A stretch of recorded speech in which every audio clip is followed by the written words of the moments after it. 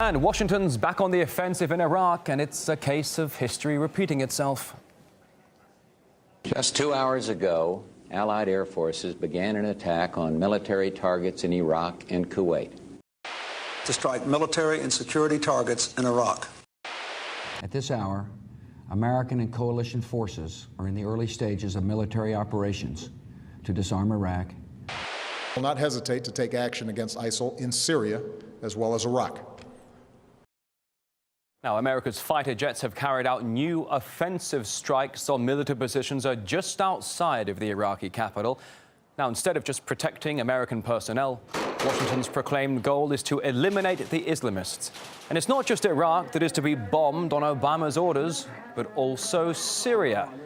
The White House even promised retaliation if Damascus uses its air defenses to intervene in the operation. In the meantime, Iran has rejected the possibility of cooperating with Washington on this matter.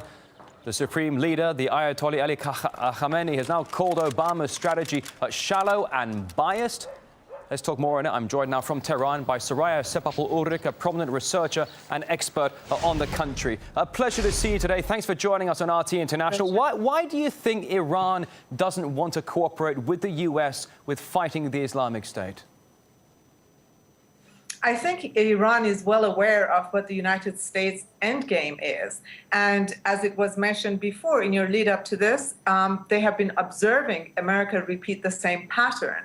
And they're well aware that this is not really a fight against a group of terrorists of the makings of Americans themselves and their allies, but it's really to reoccupy the Persian Gulf region and to really its end goal is to remove Assad from power and to reoccupy Iraq and then perhaps even take the offensive to Tehran.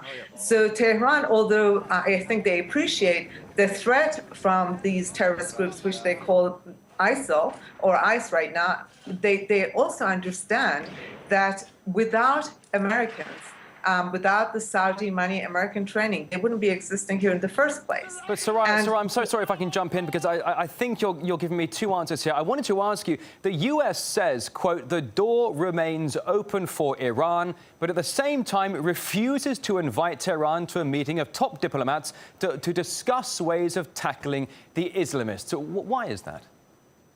Well, it's very hard to believe anything America says.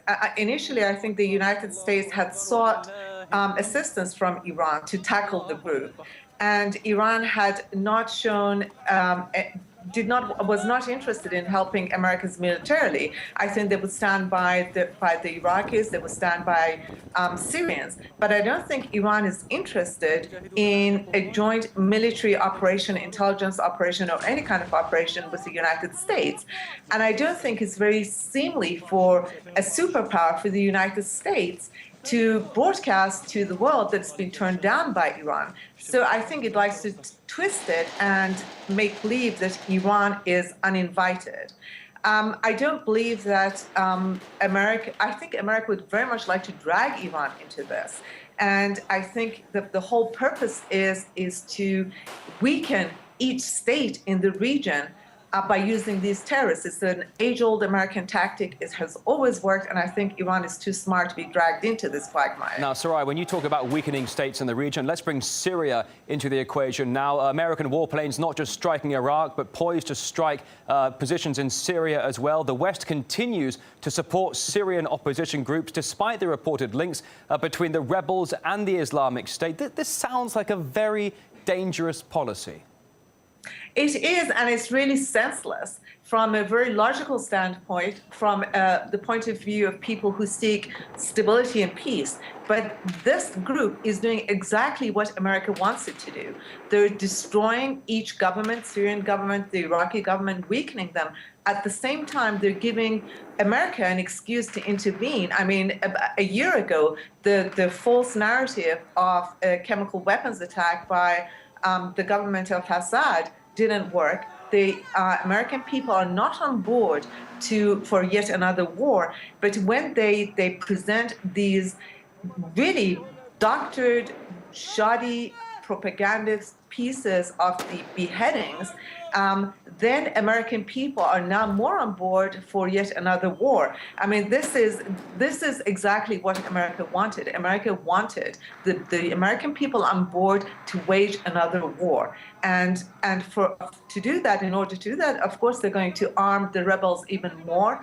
And at the same time, the rumors that America is giving intelligence to the Assad government. So it's creating chaos. It's really destroying every country in the region. And I hope that every nation is smart enough to resist the temptation, not to get dragged in, but somehow to stop the United States, be it through trade or through really harsh diplomatic means, stop America from destroying every country in its path. All right, Soraya Sepaphour-Ulrich, a prominent researcher and expert on Iran. Thank you so much for joining us here on RT International today. A pleasure. Thank you.